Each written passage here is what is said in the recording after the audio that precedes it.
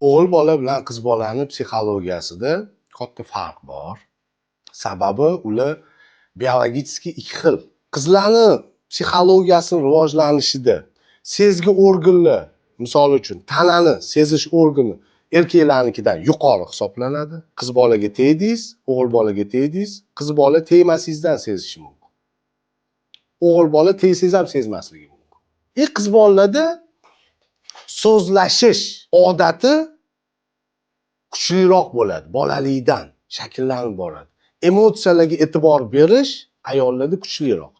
Erkaklarda so'zlashish kamroq bo'ladi. Shuning uchun bir kun davomida statistika bo'yicha erkaklar taxminan 2000 ta so'z ishlatsa, ayollar 20 ming ta so'z ishlatadi taxminan. Qiz bola uchun tashqi ko'rinish juda muhim darajaga yetadi. Va qizlar, ayollar har doim o'zini tashqi ko'rinishidan 100% mamnun bo'lmaydi. Bo'lmagan. Har doim o'zida kamchilik qidirishga harakat.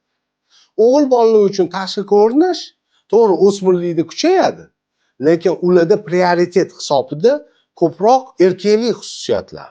Ya'ni hozirgi zamonga oladigan bo'lsak, asosiy e'tiborini o'g'il bolalar ko'proq o'zini hunari, kasbi, pul topish yo'llariga qaratadi. Qizlar oilaga tayinlanadi. Oila muhitiga.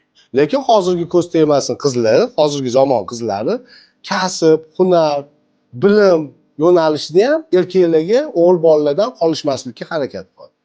Bu qizlarning o'zini baribir biologik funksiyasi bo'lgani uchun shundan kelib chiqib qiz bolalarni emotsional hisoblanadi, o'g'il bolalar ko'proq mantiqqa yondashadi.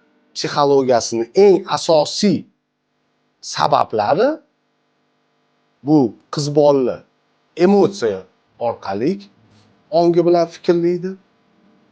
O'g'il bolalar mantiq orqali emotsiyasini keyingi pastroq o'rinda qaraydi. Qiz bolalar birinchi o'rinda.